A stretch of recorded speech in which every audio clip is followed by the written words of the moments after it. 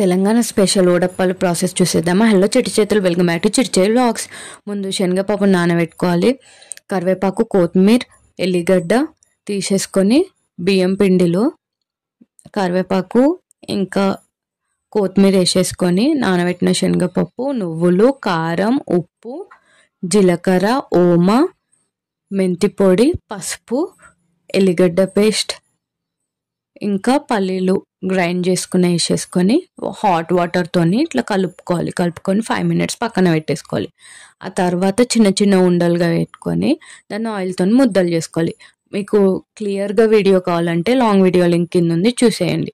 ఇట్లా పూరి ప్రెస్ తీసుకొని పూరిలాగా అప్పాలని చేసుకోవాలి.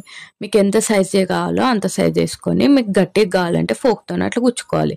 వేడివేడి ఆయిల్లో ఒకదాని తర్వాత ఒకటి పొంగిన తర్వాత ఒకటి వేసేసుకోవాలి. ఎంజాయ్.